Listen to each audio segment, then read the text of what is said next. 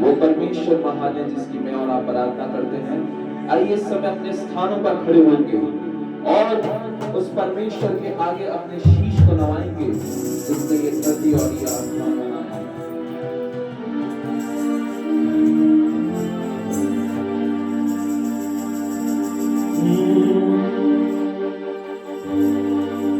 बिन तेरे मैं कुछ भी नहीं, बिन तेरे मैं कुछ भी नहीं।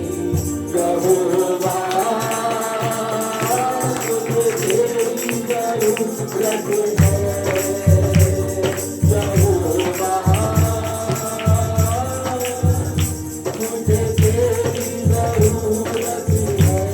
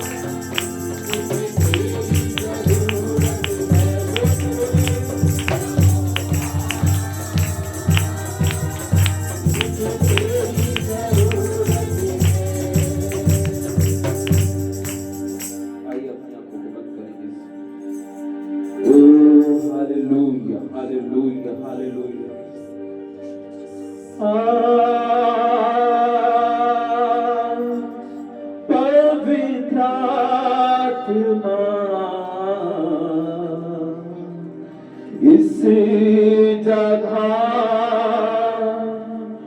उतरा,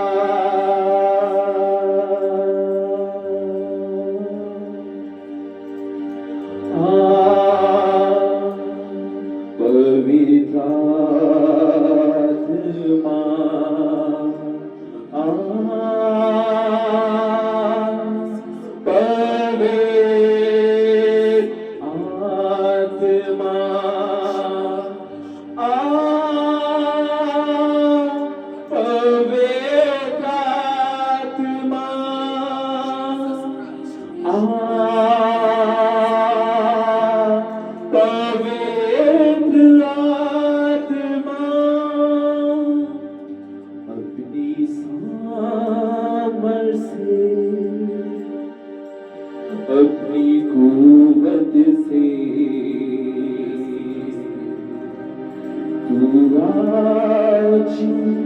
हमको भर दे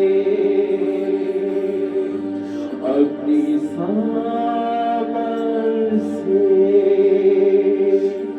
अपनी कुव्वत से। तू आज हमको भर दे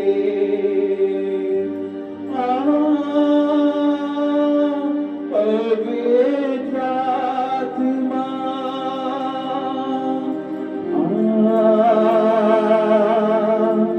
पवित्र आत्मा।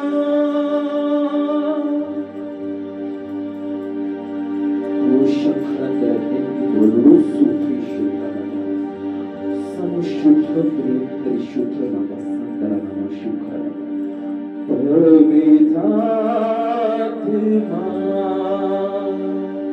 पवित्र आत्मा, पवित्र आत्मा, पवित्र आत्मा। आंसू बिना शिफाएं दे अपने लोगों को कुव्वत दे, कुव्वत दे, कुव्वत दे। पवित्र आत्मा तू कुव्वत दे।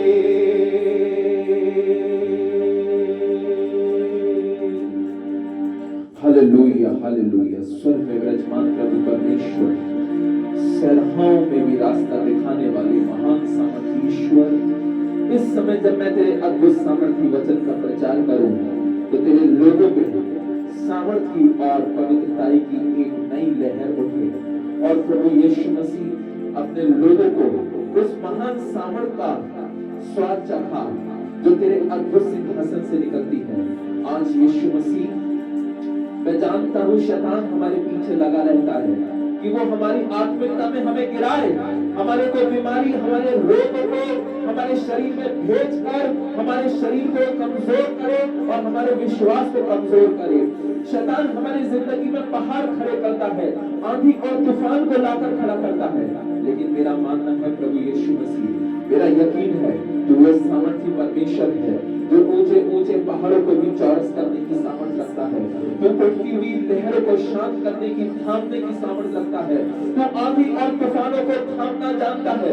आंधी, तूफान, आकाश, धरती, समुद्र और प्रभु आंधी, ये सारी तेरी बातों को सुनते तुझे जानते और पहचानते हैं, रोग को जानता पहचानता है। ओ प्रभु यीशु मसीह, मैं दुआ करता हूँ अपनी कलीसिया पर अपने उस अनुग्रह को होने दे जिसके आज हम अभिलाषी हैं। आज प्रभु परमेश्वर तेरा वचन का सामर्थ्य, वचन का जोर प्रभु यीशु मसीह तेरे लोगों में दिखाई देने पाए। प्रभु मुझे शुद्ध कर, मेरे मुख को शुद्ध कर कि मैं शुद्धता में तेरे वचन को प्रचार कर सकूं और तेरे लोगों को तेरे धर्म की बातों का बयान कर सकूं। हर एक बात में धन्यवाद करता हूं प्रभु यीशु मसीह। इस दुआ को आपके सामर्थी नाम में होकर मांग लेता हूं। सुनिए और ग्रहण कीजिए। आमीन। आइए अपने स्थानों पर इस समय बैठिए।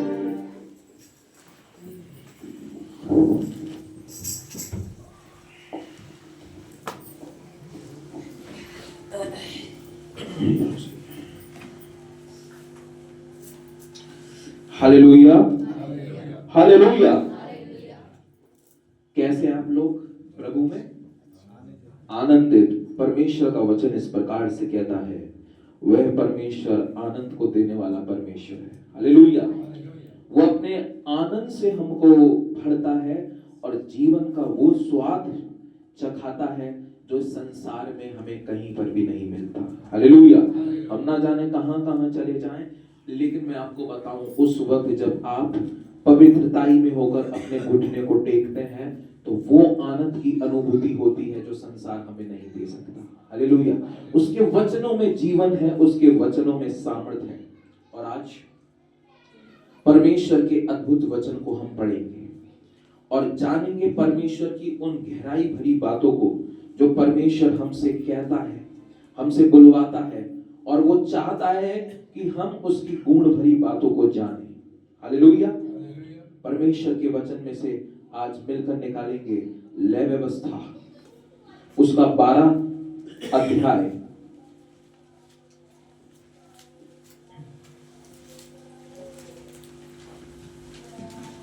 लय व्यवस्था उसका 12 अध्याय 135 नंबर पेज पर ही आपको मिलेगा।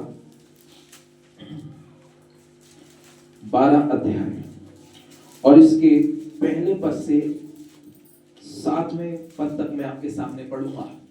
और वचन आज आप ध्यान से सुनिएगा, क्योंकि परमेश्वर का आज वचन जो है वो पवित्र आत्मा पर है। हालेलुया। इस पर है, पवित्र आत्मा पर। परमेश्वर का वचन इस प्रकार से कहता है, फिर यहोवा ने मूसा से कहा, इस्राएलियों से कहे, जो स्त्री गर्भवती होकर लड़के को जन्म देती है तो वह 7 दिन तक अशुद्ध रहेगी। जिस प्रकार श्रतुमती होकर अशुद्ध रहा करती और 8वें दिन लड़के का खतना किया जाए, फिर वह स्त्री अपने शुद्ध करने वाले रुधिर में 33 दिन रहे, और जब तक उसको शुद्ध हो जाने के लिए पूरा ना हो तब तक वह ना तो किसी पवित्र वस्त्र को छुए और ना पवित्र स्थान में प्रवेश करे। और यदि उसके लड़की पैदा हो तो उसको ऋतुमती की सी शुद्धता 14 दिन की लगे, और फिर 66 दिन तक अपने शुद्ध करने वाले ऋतुर में रहे। अब जो हमारा मुख्य आज प्रचार होगा वो 6वां पद है, ध्यान से सुनिएगा। जब उसके शुद्ध हो जाने के लिए दिन पूरे हो, तब चाहे उसके बेटा हो चाहे बेटी, वह होम बलि के लिए 1 वर्ष का भेड़ का बच्चा और पाप बलि के लिए कबूतरी का एक बच्चा या पकुंडी मिलाप वाले तंबू के द्वार पर याजक के पास लाए। तब याजक उसको यहोवा के सामने भेंट चढ़ाकर उसके लिए प्रायश्चित करे, और वह अपने ऋधुर के बहने की अशुद्धता से छूटकर शुद्ध ठहरेगी। हालेलुया। देखिए, आज इस कॉन्सेप्ट से रिलेटेड कई सारे क्वेश्चंस हैं जो आप परमेश्वर की सामर्थ में जानेंगे। मासिक धर्म जो है वो स्त्रियों में देखा जाता है। एक समय ऐसा होता है कि जब बाल से एक मैच्योर उम्र में जब स्त्रियां आती हैं तो उनके मासिक धर्म का शुरुआत चालू हो जाती है। हमारे समाज में क्या है कि जब मासिक धर्म होता है, पहले शरीयत में बता रहा हूं, और आजकल कई सारे धर्मों भी ऐसा देखा जाता है कि जब स्त्री अपने मासिक धर्म में होती है तो उस समय उसको रोक दिया जाता है कि वो किचन में ना जाए, उसको रोक दिया जाता है कि वो पवित्र स्थानों में ना जाए, पवित्र आराधना ना करे। लेकिन आज मैं आपको बताऊं, ये सारे कॉन्सेप्ट पुराने थे। हालेलुया। लेकिन आज भी मैं अपनी भारतीय संस्कृति में देखता हूं तो कई सारे अलग अलग धर्म की जो स्त्रियां हैं वो इस बात को आज भी मानती हैं। अगर वो पीरियड से होती है तो वो ऐसी जगहों पर ईश्वर की आराधना करने में, किचन में जाने से, स्टोव को छूने से या किसी भी पवित्र ग्रंथ को छूने से कतराती हैं। यही हमारे पुराने यहूदियों के धर्म में भी होता था। स्त्रियां जब अपने पीरियड्स में होती थी, अपने मासिक धर्म में होती थी, तो वो परमेश्वर के भवन में नहीं जा सकती थी, वो परमेश्वर के पवित्र शास्त्रों को नहीं छू सकती थी। लेकिन व्यवस्था परिवर्तित हुई। हालेलुया। व्यवस्था परिवर्तित हुई। एक मुख्य बात और, परमेश्वर का वचन इस प्रकार से कहता है, यूं तो सबने पाप किया है और सभी परमेश्वर की महिमा से रहित हुए हैं। एक बात ये देखिए, ऐसा प्रचार है, आज सुबह जब डैडी ने बोला आज तो मैं प्रचार करना है, और मैं इवन की नहा रहा था, नहाते नहाते परमेश्वर के वचन में से मुझको ये मिला, और मैंने वाइफ बैठी है यहाँ पर, उन्हीं के सामने मैंने एक अपना पर्चा तैयार करा, और अभी अभी मुझको परमेश्वर ने नहाते नहाते ये दिया कि तू इस पर प्रचार करेगा, क्योंकि परमेश्वर चाहता है कि हम नई चीजों पर प्रचार करें। और अभी अभी मैंने ये सारा प्रचार परमेश्वर ने दिया, कोटेशन कहां से कहां लिए जाएंगे, और ये पर्ची तैयार हुई। हालेलुया। मैंने इस वचन को नहीं पढ़ा, मैंने थोड़ा सर्च करा, बस कपड़े पहनते पहनते, और परमेश्वर की आत्मा ने बोला कि आज तुझे ये प्रचार करना है, क्योंकि मेरे लोग ये नहीं जानते हैं। हालेलुया। दाऊद की कहानी सब जानते हैं, अय्यूब की कहानी सब जानते हैं, अब्राहम के साथ क्या हुआ सब जानते हैं, लेकिन ऐसी भी व्यवस्था रही है, ये आज तू लोगों को बताएगा। हालेलुया। तब परमेश्वर का वचन मुख्य तौर पर इस प्रकार से कहता है, जब स्त्री का गर्भ धारण होता है तो मनुष्य की उत्पत्ति जो होती है पाप से होती है। कैसे होती है? पाप से। आप सभी को पता है कि स्त्री और पुरुष का मिलन होता है और उनके मिलन से गर्भ का फल आता है, और जब गर्भ का फल आता है तो जो पीरियड्स होते हैं वो आना बंद हो जाते हैं। हालेलुया। जब स्त्री और पुरुष का मिलन होता है और गर्भाशय के अंदर जब लड़के या लड़की का आना होता है, तो आपको पता है अगर हम बिब्लिकली बात करें बाइबल के तौर पर, तो वो एक पाप भी है। क्या है? पाप। क्योंकि मनुष्य का जन्म किससे हुआ है? पाप से। और पुरानी रीति में पता है क्या होता था? स्त्रियां जब लड़के या लड़कियों को जन्म देती थी, जब तक उनका दूसरा मंथ ना लग जाए, डिलीवरी के बाद जो है, जब उन तक उनका पीरियड ना आ जाए, तब तक वो एक प्रोसेस में जाती थी, वो अपने आप को शुद्ध करती थी। क्या करती थी? शुद्ध करती थी। क्यों शुद्ध करती थी? क्योंकि उनकी जो कोख है वो अपवित्र हुई। ये परमेश्वर के सिद्धांत को समझने की आवश्यकता है। विज्ञान और धर्म में बहुत सारी ऐसी बातें हैं जो कि विभिन्न तरीके से बताई जाती हैं, लेकिन मैं आपको विज्ञान और धर्म के अनुसार मैं आपको बता रहा हूं। धर्म कहता है कि जब स्त्री गर्भ से होती है तो वो एक पाप है, लेकिन ये एक ऐसा पाप है जिसको परमेश्वर क्षमा करता है और उसको आशीष में परिवर्तित करता है। हालेलुया। इसकी फॉरगिवनेस है, क्योंकि वो वचन इस प्रकार से कहता है, व्यभिचार के डर से प्रभु ने सबके लिए एक एक क्या बनाई? स्त्री। कि पुरुष या 10 जगह ना जाए, वो अपनी एक स्त्री के साथ रहे, इसलिए परमेश्वर ने क्या बनाई? उसके लिए स्त्री बनाई। हालेलुया। परमेश्वर का वचन इस प्रकार से कहता है, मुख्य बात 6वें पद में, जब स्त्री, तब चाहे उसके बेटा हो चाहे बेटी, वह होम बलि के लिए 1 वर्ष का भेड़ का बच्चा और पाप बलि के लिए कबूतरी का एक बच्चा चढ़ाए। सुनिएगा, उस समय रीति ये होती थी, जिन महिलाओं के लड़का होता था, क्या होता था? लड़का। यहाँ पर लिखा है कि वो कुछ दिनों तक, यहाँ पर कितने दिन लिखे हुए हैं ऊपर के? 7 दिन तक अशुद्ध रहेगी। 7 दिन के बाद आगे लिखा है कि 8वें दिन लड़के का खतना होगा। 33 दिन तक वो अशुद्ध रहती है। कैसी रहती है? अशुद्ध। पुराने ऐतनामे में। उसके बाद उसका क्या होता था? शुद्धिकरण। 33 दिन का डिफरेंस पता है क्यों? लगभग 33 दिन में डिलीवरी के बाद फिर से स्त्री को क्या आ जाते हैं?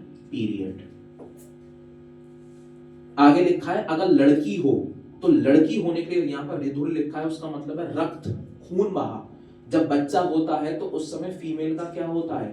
खून बहता है। लिखा है कि लड़की पैदा होने तक 66 दिन तक वे अपने आप को शुद्ध करने वाले रिधुर में रहे। हालेलुया। लड़की हो तो 66 दिन तक, क्योंकि गर्भ के अंदर एक ऐसी फिर जो है जननी ही उत्पन्न होगी। हालेलुया। लड़के हो तो कितने दिन तक? कितने दिन तक? और लड़की हो तो 66 दिन तक। उसके बाद वो शुद्ध करेगी, और उसके बाद उसको एक काम करना होता था। मालूम है क्या काम करना होता था? कि वो एक भेड़ का, किसका? भेड़ का बच्चा और एक कबूतर का बच्चा जाकर क्या चढ़ाती थी? भेंट चढ़ाती थी। अब पता है भेंट क्यों चढ़ाती थी? हम अपने टॉपिक पर आ रहे हैं। यहाँ पर 2 जानवरों के यहाँ पर नाम दिए गए, भेड़, और वचन इस प्रकार से लिखा है, जो मेमना होता है, भेड़ का बच्चा जो मेमना होता है। पवित्र शास्त्र में मेमना किसको बताया गया है? यीशु मसीह को। कबूतरी का बच्चा कबूतर, कबूतर किसको बताया गया है? पवित्र आत्मा को। यानी कि सिग्निफिकेंस ये है कि बच्चे होने के कारण भी स्त्री का जो ये गर्भ होता है वो अपवित्र होता है। और उस समय में लोग जो है, स्त्रियां जो है, जब वो ठीक हो जाती थी, जब उनका गर्भ, जब उनका प्रतिफल मिल जाता था और नेक्स्ट पीरियड आता था, उसके बाद वो परमेश्वर के भवन में जाती थी। और उस समय आपको पता है पाप से रिहाई कैसे होती थी? जानवरों को चढ़ा के। ये उस समय का लॉ था कि मैंने पाप किया है तो मैं कुछ नहीं करूंगा, जानवर को काट दो, उसका खून बहा, और उसके खून बहाने से माना जाता था हमारे पाप क्या हो गए, धुल गए। ये पुराने समय की शरीयत थी। अब शरीयत को हम नए समय की शरीयत से जोड़ेंगे। तो लिखा है कि अगर लड़का हो या लड़की हो तो उसको क्या करना होता था, मेमना और कबूतरी का बच्चा क्या करना चढ़ पड़ता था, चढ़ाना पड़ता था, ताकि याजक उसको ले। 7वें पद, तब याजक उसको यहोवा के सामने भेंट चढ़ाकर उसके लिए क्या करे, प्रायश्चित करे। सिग्निफिकेंस ये है कि पुराने ऐदनामे में 2 चीज आ गई, मेमना और कबूतर। याद रखिएगा, स्वर्ग का द्वार मेरे लिए और आपके लिए तभी खुलेगा जब मेमना और कबूतर हमारे जीवन में होंगे। अब ये मेमना और कबूतर जो है ऐसे नहीं है कि ये जानवर है, क्योंकि यहां पर उनको सिंबॉलिकली दर्शाया गया है। मेमना मतलब यीशु मसीह को बोला गया है कि वो परमेश्वर का बेदाग मेमना है, और कबूतर पवित्र आत्मा। हालेलुया। कबूतर यानी कि पवित्र आत्मा को जो यहाँ पर कबूतर के मानिंद यहाँ पर दर्शाया गया है, लिखा है कि जब उनकी चढ़ावट होगी, जब परमेश्वर उसको स्वीकार करेगा, तब वो तुमको भी क्या करेगा, क्षमा करेगा। अर्थात मेमने का लहू बहा और मैं और आप पापों से रिहाई पाए। हालेलुया। लिखा है कि यीशु मसीह जो था वो बेदाग मेमना था और उसका क्या बहा, लहू। आज उसके लहू बहाए जाने से मैं और आप पवित्र होते हैं। हालेलुया। कबूतर, जब तक पवित्र आत्मा की सामर्थ हमारे अंदर नहीं आएगी, जब तक पवित्र आत्मा का जोर हमारे अंदर नहीं आएगा, जब तक पवित्र आत्मा हमसे बातचीत नहीं करेगा, तब तक हम परमेश्वर की सामर्थ से परिपूर्ण नहीं होंगे। जिस दिन तुम अपने मनों को शुद्ध करते हो, जिस दिन तुम अपने मस्तिष्क को शुद्ध करते हो, जिस दिन तुम अपनी आत्मा को शुद्ध करते हो, तो तुम्हारे ऊपर पवित्र आत्मा उतरता है। हालेलुया। पवित्र आत्मा से उतर जाता है? नहीं। पवित्र आत्मा लेकिन उतरना चाहता है। वचन इस प्रकार से कहता है, आइए बाइबल में देखें।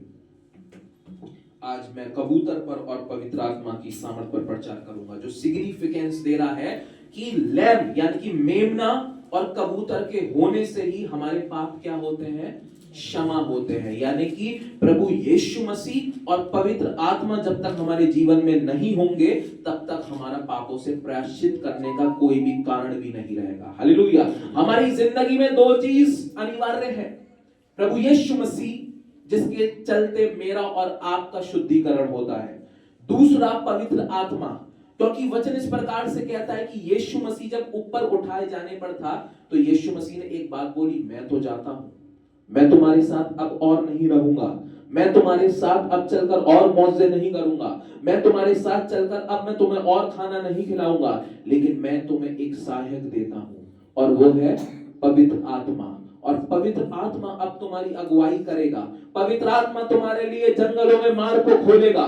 पवित्र आत्मा जब तुम बीमार होगे तो वो रोगों में तुम्हें शिफाएं देगा। पवित्र आत्मा जब तुम अपने आप को असहाय समझोगे, जब तुम टूट जाओगे, जब तुम बिखर जाओगे, जब तुम्हारी आंखों से आंसू निकलने लगेंगे, जब तुम्हारे पग डगमगाने लगेंगे, जब तुमको ऐसा लगेगा कि मेरे साथ कोई खड़ा नहीं, जब तुमको ऐसा लगेगा मेरा जीवन टूट चुका है, जब तुमको ऐसा लगेगा वो मेरी जिंदगी अब बिखर चुकी है, मेरे पर एक भारी बोझ है, इस बोझ तले में दबा जा रहा हूं, तब पवित्र आत्मा का वचन इस प्रकार से कहता है कि यीशु मसीह ने कहा कि तुम्हारे साथ एक सहायक होगा और वो कबूतर की माने तुम्हारे ऊपर राज्य करेगा। वचन इस प्रकार से कहता है, मत्ती की पुस्तक उसका 3रा अध्याय,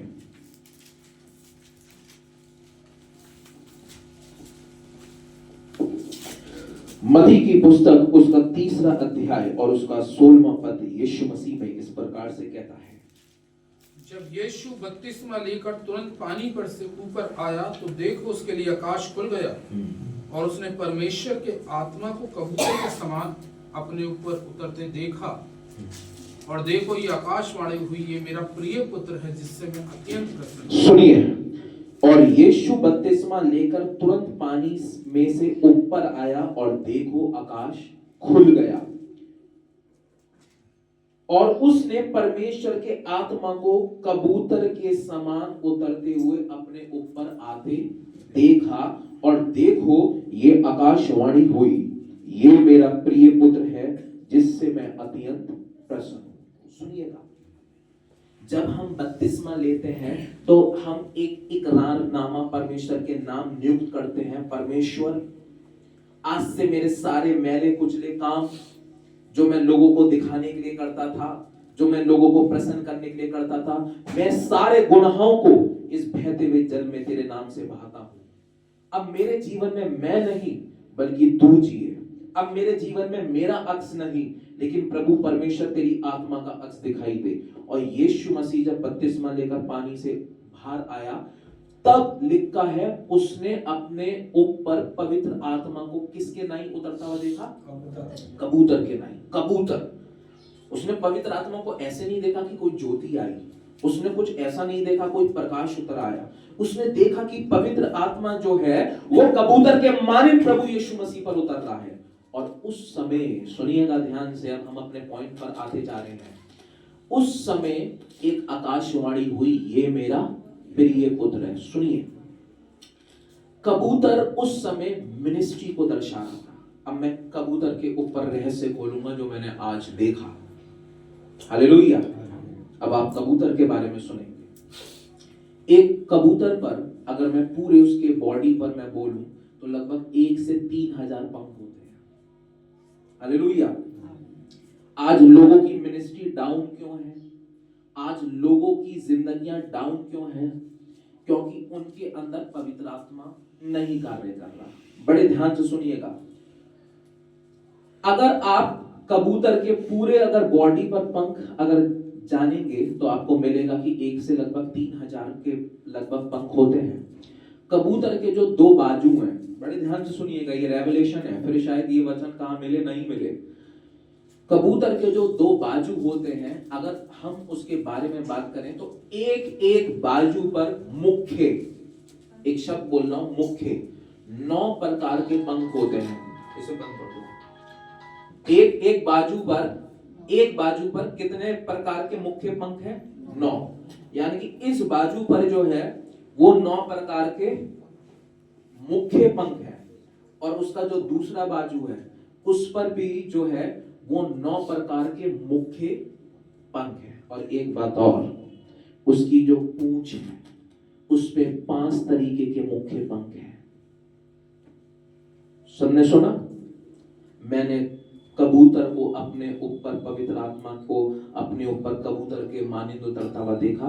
कबूतर के एक बाजू पर 9 प्रकार के मुख्य पंख हैं, कबूतर के दूसरे बाजू पर 9 प्रकार के मुख्य पंख हैं, कबूतर की जो पूंछ है उस पर 5 तरीके के मुख्य पंख हैं, और ये कबूतर को उड़ने में मदद करते हैं। अब ये क्या है? बाइबल इस प्रकार से कहती है, पहला कुरिन्थियों, निकालेंगे नहीं आप सुनिएगा, ये मैं प्रकाशन खोलूंगा। पहला कुरिन्थियों 12 अध्याय 7 से 11 पद में सबने पढ़ा है, आत्मा के वरदान कितने हैं? 9। हालेलुया। कबूतर के एक बाजू पर कितने मुख्य पंख हैं? 9। मैंने पवित्र आत्मा को कबूतर की नाई अपने ऊपर आता हुआ देखा। उसके एक बाजू पर, जब आप पहला कुरिन्थियों 12 अध्याय 7 से 11 पद में पढ़ोगे तो लिखा है कि आत्मा के जो वरदान हैं वो कितने प्रकार के हैं? 9। यानी कि अगर उसके पंख अगर एक बाजू अगर नहीं होगा तो क्या कबूतर उड़ सकता है? नहीं। कबूतर का जो दूसरा बायां है, दूसरा जो बाजू है, उसमें भी कितने प्रकार के मुख्य पंख हैं? 9। बाइबल इस प्रकार से बताती है, गलातियों 5 वचन 2, 22 और 23 में, आत्मा के फल कितने प्रकार के हैं? 9। हालेलुया। जब आप बाइबल में पढ़ोगे पहला कुरिन्थियों 12 अध्याय में लिखा है आत्मा के वरदान 9 प्रकार के हैं। वो कबूतर लग रहा था लोगों को, लेकिन उसके पीछे परमेश्वर का एक बहुत बड़ा मिस्ट्री, एक रहस्य छुपा था। और वो क्या रहस्य है? जब विज्ञान ने इसको देखा तो विज्ञान दंग रह गया। उसने कहा क्यों कबूतर को ही पवित्र आत्मा में दर्शाया गया है। आखिर परमेश्वर क्या जो है संकेत देना चाह रहा है? तब जब जाना तो पहचाना कि उसका एक जो बाजू है, जो 9 पंख है, वो पवित्र आत्मा के 9 वरदानों को दर्शाते हैं। उसका जो दूसरा बाजू है जिसमें 9 प्रकार के मुख्य पंख हैं, गलातियों 5 वचन 22 और 23 के अनुसार वो उसके 9 तरीके के आत्मा के फल को बताते हैं। आत्मा के वरदान आपने सभी ने पढ़े हैं। किसी को बुद्धि का, अन्य भाषा का अनुवाद करने का, भविष्यवाणी का, दुष्ट आत्माओं को निकालने का ये वरदान दिया। आत्मा के फल 9 प्रकार के कौन से हैं? धीरज, प्रेम, विश्वास, ये 9 तरीके के। अब आप पूछेंगे कि ये 5 जो पूंछ में पंख लगे हैं वो क्या है? मैं आपको बताऊंगा, जब तक ये पीजन नहीं होगा आपकी जिंदगी उड़ नहीं सकती है। हालेलुया। अब मैं आपको बताऊंगा कि जो कबूतर के पूंछ पर जो 5 प्रकार के जो 5 फेदर्स हैं, जो 5 प्रकार के जो मुख्य पंख हैं, ये परमेश्वर की कौन सी बात को बताते हैं? ये बताते हैं, अगर हम निकालेंगे इफिसियों 4 वचन 11, इफिसियों 4 वचन 11 वचन इस प्रकार से कहता है, 5 तरीके की मिनिस्ट्री है। हालेलुया। परमेश्वर में पता है कितनी तरीके की मिनिस्ट्री है? सेवकाई। मैं कलीसिया के बारे में नहीं बोल रहा हूं। कलीसिया प्रकाशित वाक्य में लिखा है कलीसिया 7 है। कलीसिया कितनी है? 7। लेकिन मैं सेवकाई के बारे में बोल रहा हूं। सेवकाई, हालेलुया। सेवकाई, जो परमेश्वर के लोग जो परमेश्वर की सेवकाई कर रहे हैं, वो कितने तरीके की है देखिए। इफिसियों 4 वचन 11, इफिसियों 4 वचन 11 में पवित्र आत्मा का वचन, परमेश्वर का वचन इस प्रकार से कहता है, उसने कुछ को प्रेरित नियुक्त करके। देखिए सेवकाई बता रहा है प्रेरित। क्या? प्रेरित। प्रेरित का मतलब होता है अपोस्टल, जो प्रभु यीशु मसीह के वचन का प्रचार करता है। केवल आपने देखा हो ना, अंकुर नरोला साहब अपने सामने लगाते हैं अपोस्टल, प्रेरित। आगे लिखा है और कुछ को भविष्यवक्ता। भविष्यवक्ता का आपने कई सारे पास्टर को सुना होगा, अपने नाम के सामने लगाते हैं प्रॉफिट। प्रॉफिट है ये, प्रॉफिट बेजेंद्र सिंह, अपोस्टल नरूला। ये 5 तरीके की मिनिस्ट्री है जो पवित्र आत्मा की मिनिस्ट्री है। तो पहला है, उसने कुछ को प्रेरित, यानी कि प्रभु यीशु मसीह ने अपने लिए कुछ को क्या बनाया? प्रेरित। दूसरा, कुछ को भविष्यवक्ता कर नियुक्त करा। तीसरा, और कुछ को सुसमाचार सुनाने वाला। आपने सुना होगा ना, बहुत बड़ा प्रीचर आया, प्रीचर, सुसमाचार सुनाने वाला। हालेलुया। पहला कौन हुआ? प्रेरित, अपोस्टल। दूसरा भविष्यवक्ता, प्रॉफिट, जो भविष्यवाणी करेगा। तीसरा सुसमाचार सुनाने वाला। और कुछ को रखवाले, केयर टेकर, कितनी का मैनेजर है यहाँ का ही है, सब चीज इनके हाथ में। और उपदेशक नियुक्त करके दे दिया। हालेलुया।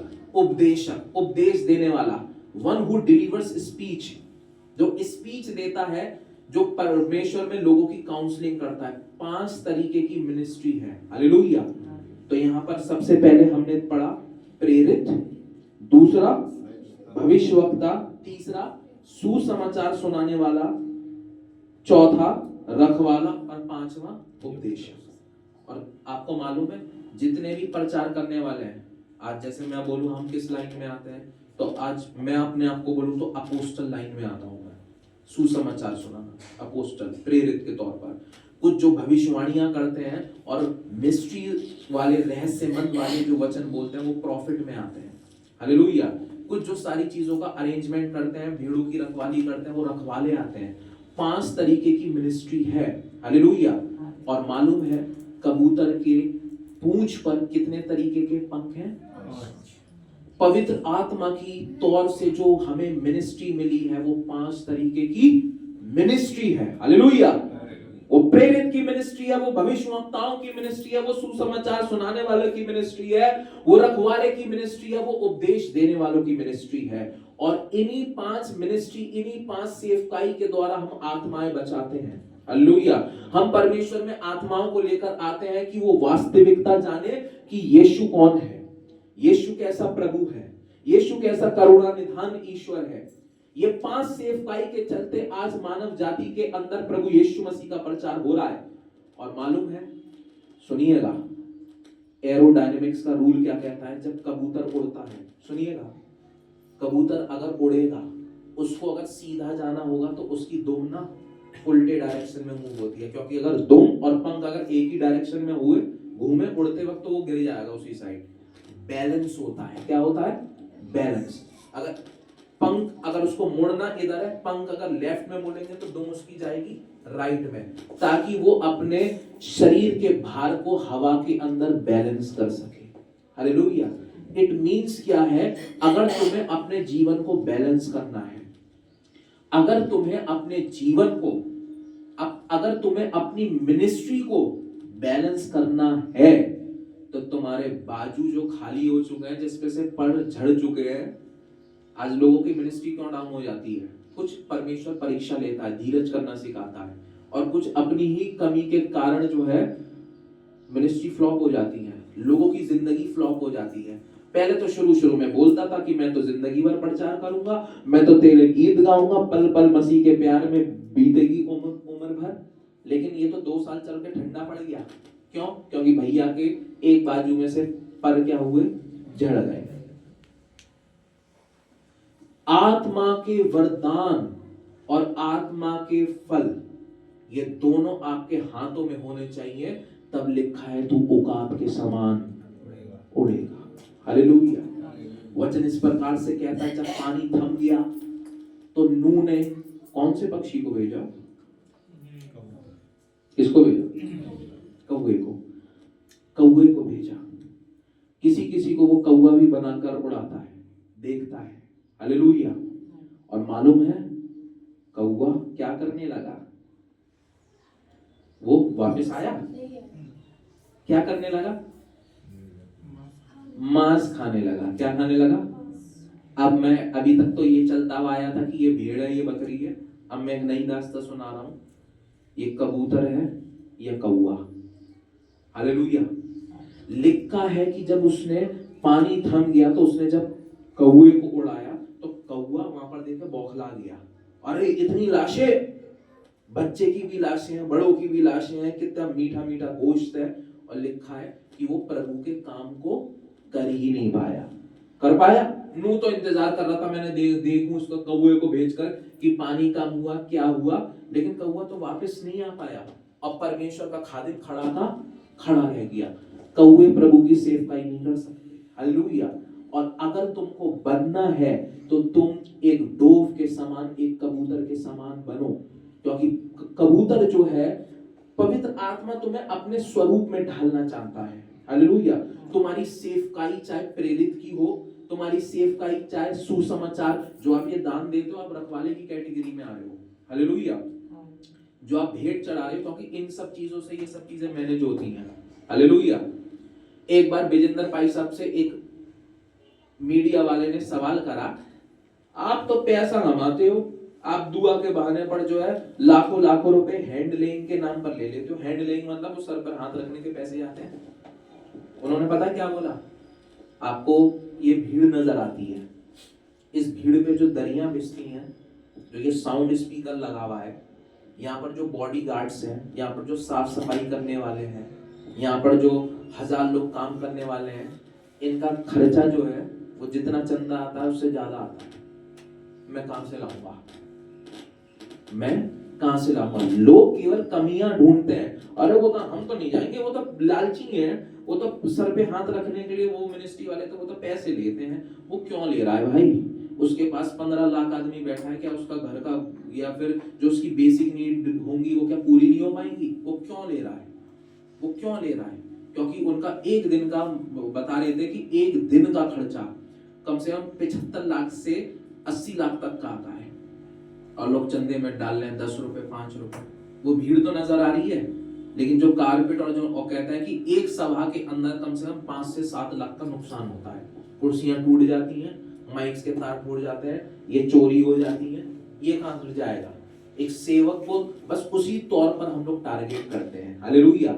लेकिन मैं आपको बताऊं, ये कौवे होते हैं जो अपना काम बना बस रहते हैं, हमारे साथ हैं, फिर जब वो निकलते हैं तो वो अपनी ही दुनिया में क्या हो जाते हैं, मस्त, वो वापस नहीं आते। हालेलुया। लेकिन तुमको बनना है किसके समान? कबूतर के समान। तुम्हारे दोनों बाजू, आज तुम्हारे क्या पंख झड़ चुके हैं? तुम तो परमेश्वर के एक तराशे हुए बंदे थे। तुमको तो परमेश्वर ने पढ़ने के लिए ऊंचे पर दिए थे। लिखा है कि वह अपने लोगों को पंख देता है ऊंचा उड़ने के लिए। लेकिन क्या तुम्हारे पंख झड़ चुके हैं? क्या तुम्हारे पवित्र आत्मा के वरदानों के वो जो पंख थे वो झड़ चुके हैं? तुमने सोचा तो था कि मैं प्रेरित बनूंगा, अपने नाम के आगे ब्रदर तो लगा लिया था, अपने नाम के आगे अपोस्टल तो लगा लिया था, अपने नाम के आगे प्रीचर तो लगा लिया था, अपने नाम के आगे प्रॉफिट तो लगा लिया था। लेकिन क्या वो पढ़ झड़ चुके हैं? तुम दयावान थे, अब दया नहीं होती। क्या तुम्हारे पंख झड़ चुके हैं? तुम प्रेम से भरे हुए व्यक्ति थे, तुम धनी और निर्धन को अपने हृदय से लगाते थे, लेकिन कहां गया तुम्हारा प्यार? क्या तुम्हारा पंख झड़ चुका है? तुम लोगों के लिए दया से भरे जाते थे, तुम्हारे पास जब कुछ नहीं होता था, तब तुम बहुत कुछ देते थे। आज तुम्हारे पास बहुत कुछ है तो तुम कुछ नहीं दे रहे हो। क्या तुम्हारे जीवन के बाजू के पंख झड़ चुके हैं? कल तक तुम परमेश्वर में विश्वास की दौड़ दौड़ते थे, कल तक तुम कहते थे कि तू मेरा प्रिय है, मैं तुझसे प्यार करूंगा, मैं तेरे लिए जीऊंगा और तेरे लिए मरूंगा। लेकिन आज तो तुमने उसको पुकारना ही छोड़ दिया। क्या तुम्हारे बाजू का विश्वास का पंख कहीं टूट गया है? तुम कौन से ऐसे पेड़ में, कौन से ऐसे वृक्ष में जा फंसे जिन्होंने तुम्हारे बाजुओं के सारे पंखों को छाड़ दिया? ये पवित्र आत्मा के वो पंख हैं जो झड़ने वाले नहीं है। ये केवल तभी झड़ते हैं जब खुद एक जन चाहेगा इनको छाड़ना। तुमने अपनी दया का पंख कहां खो दिया रे? तुमने दया करना ही बंद कर दी। तुमने अपना प्रेम का पंख कहां खो दिया, कहां तोड़ दिया? आज परमेश्वर कहता है, एक बार फिर से मैं तुझको नए पर दूंगा। जितने लोगों ने अपने दया के पंख को खोया है, जितने लोगों ने अपने विश्वास के पर को खोया है, जितने लोगों ने अपने करुणा करने के पर को खोया है, लेकिन परमेश्वर का आत्मा इस प्रकार से कहता है, इस वर्ष में तुमको एक नया पर दूंगा। तुम्हारे बाजुओं पे फिर से एक नए छोटे छोटे पर उगेंगे। तुम फिर से परमेश्वर में बढ़ना सीखोगे, तुम फिर से परमेश्वर की आत्मा में जीना सीखोगे, तुम फिर से उड़ोगे। एक पक्षी जिसके पंख टूट जाएं तो उसकी खूबसूरती नहीं रहती, खत्म हो जाती है। एक ऐसा पक्षी सोचो जो ऊंची उड़ान भर रहा है, लेकिन आज उसको पूरा नंगा कर दिया। और वो नंगा पता है पर कब झड़ते हैं? जब पाप आता है। पाप मनुष्य को क्या कर देता है? नंगा।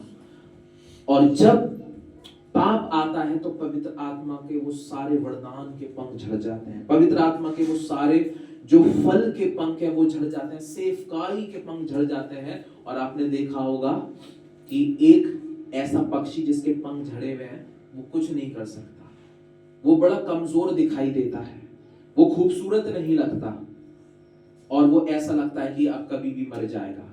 लेकिन इससे पहले कि आपका और मेरा जीवन समाप्त हो, इससे पहले कि परमेश्वर की सामर्थ का आह्वान हो, उससे पहले नए पर को देने के लिए वो तैयार है। हालेलुया। नए पर ले लो, ऊंचा उड़ोगे, ऊंची उड़ान भरोगे। तुमको ऊंचा उड़ना है, लेकिन तुम्हारे पंख जो है पवित्र आत्मा के लगाने होंगे। 9 लगाओ इस बाजू में और 9 लगाओ इस बाजू में, तब तुम्हारा बैलेंस बनेगा। तुम्हारा बैलेंस डिस्टर्ब हो गया है, इसलिए तुम उड़ नहीं पा रहे हो। कभी कतार देखा है? शिकारी पहले समय में बहुत हुआ करते थे, अब सरकार ने बैंड लगा दिया है। कोई अगर फायर कर दे पक्षियों पर और मान लो गोली किसी पक्षी के बाजू में से छूते हुए निकल जाए, एक पक्षी ऐसा उड़ता है, एक बाजू उसका घायल है क्योंकि उस पे गोली छू के निकली है, उसके कई सारे पंख जो है वो झड़ चुके हैं, तो वो उड़ने में असमर्थ होता है। Hallelujah. If you are in Christ, तुम्हारे दोनों बाजू पर पवित्र आत्मा के वरदान और पवित्र आत्मा के फल होने चाहिए। हालेलुया। अगर तुम्हारे बाजू पर पवित्र आत्मा के 9 वरदान नहीं है, तुम्हारे बाजुओं पर अगर पवित्र आत्मा के 9 फल नहीं है, तो तुम्हारी सेवकाई, तुम्हारा जीवन नहीं चल सकता है। हालेलुया। मैंने कबूतर को देखा है कि वो मेरे जीवन पे उतरा है, और वो कबूतर कुछ और नहीं, पवित्र आत्मा है। वो मिस्ट्री है, वो रहस्य है जो मैं तुमको बताना चाहता हूं। आज देख लो कौन सी कैटेगरी में आते हो। हालेलुया। आज पंख किस किस के लगता है झड़ गए। हालेलुया। लगा झड़े कि नहीं झड़े? कहां तोड़ दिए?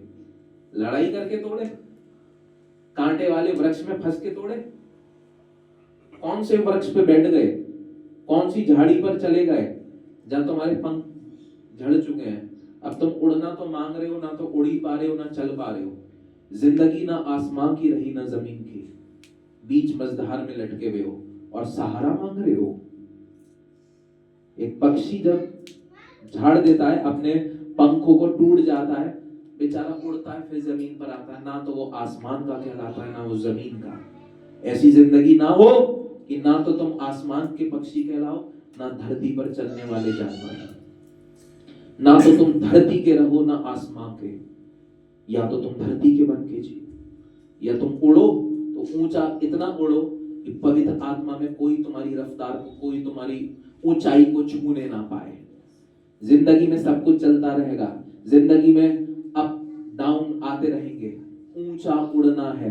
तुम्हारे साथ का तुम्हारे साथ नहीं है, तुम्हारा रिश्तेदार तुम्हारे साथ नहीं है, जाओ, मुझे किसी की जरूरत नहीं है, मैं खुद इतना सक्षम हूं। तुम्हें अपने पर खुद उगाने हैं। तुम्हारे पर तभी उगेंगे जब तुम घुटने टेकोगे, जब तुम परमेश्वर के आगे अपने आंसू को बहाओगे। देखोगे फिर से छोटे छोटे पंख जो है वो निकलना चालू हो रहे हैं। फिर से वो तुमको एक नया मन, एक नया तन और एक नए पर के साथ वो तुमको उड़ाएगा। हालेलुया।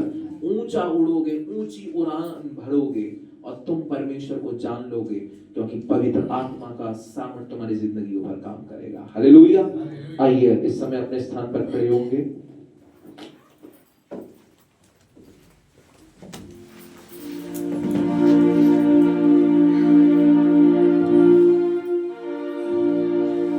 इस समय ऐसे लोग जिनको ऐसा लगता है मेरा प्रेम का पंख तोड़ दिया है, मेरी भलाई का पंख टूट चुका है, मैं भलाई करना तो चाहता हूं, कर नहीं पाता। विश्वास की दौड़ तो मैं दौड़ता था, लेकिन मेरा विश्वास का पंख जो है वो टूट चुका है। लेकिन यीशु मसीह कहता है मैं तेरे साथ हूं, एक बार फिर से मैं तुझको नया करूंगा। एक बार फिर से नए पंख फिर से आएंगे, फिर से तू ऊंचा उड़ पाएगा। तू जमीन का नहीं, तू आसमान का रहेगा, ऊंची उड़ान उड़ेगा। डरो मत, मैं हरदम साथ हूँ, छोड़ूंगा कभी नहीं, जीवन भर तुम्हारे साथ हूँ, छोड़ूंगा कभी नहीं, नहीं कभी नहीं, नहीं कभी नहीं,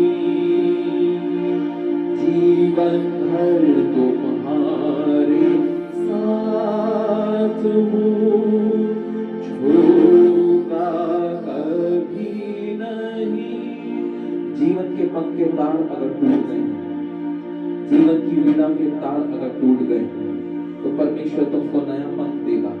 वो तुमको नया पंख दे रहा। तुम्हारे बाजू पर एक बार फिर से देखो, अनुभव करो, सामर्थ दौड़ रही है। तुम्हारे बाजुओं को परमेश्वर थाम रहा है, तुम्हारे हाथ को परमेश्वर पकड़ रहा है।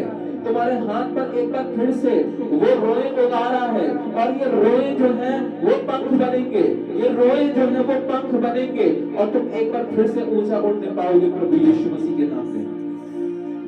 क्या जीवन की वीणा के टूट गए हैं तार, अपने गुनाहों की खींच में गिरते क्यों बार बार, ऐसा जब लगता कि पास को आएगा कोई नहीं, उस घड़ी में हरदम साथ हूँ, छोड़ूंगा कभी नहीं, नहीं कभी नहीं,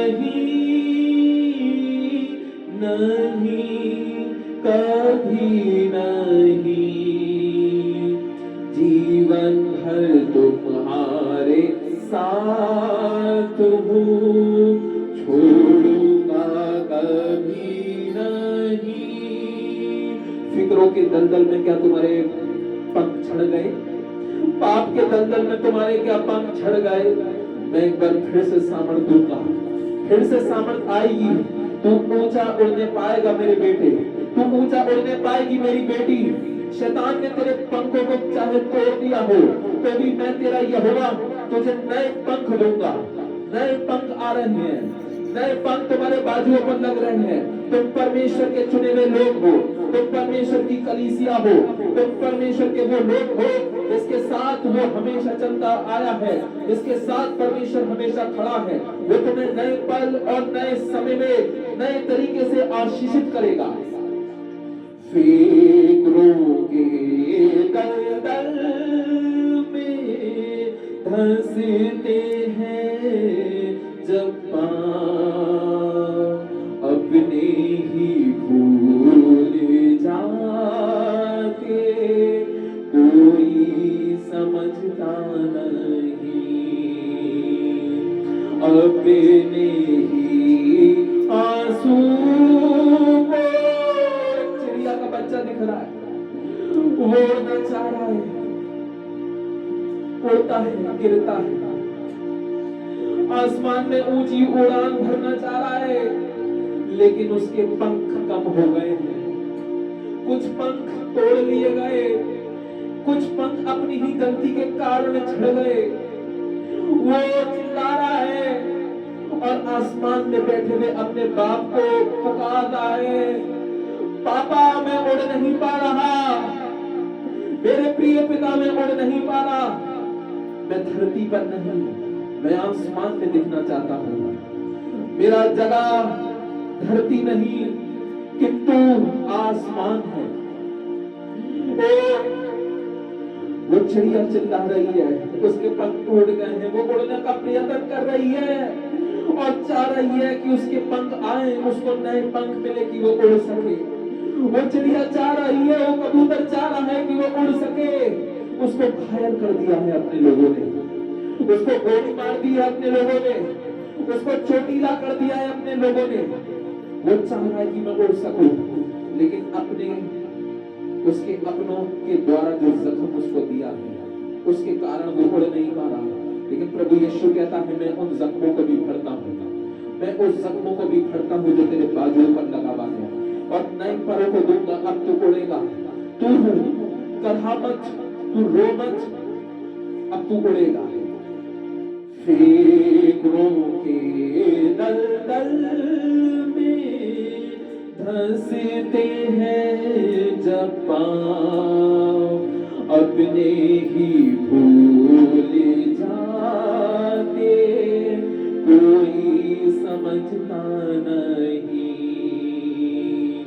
अपने ही आंसू को जब भी पीते तुम, उस घड़ी में हरदम साथ हूँ, छोड़ूंगा कभी नहीं।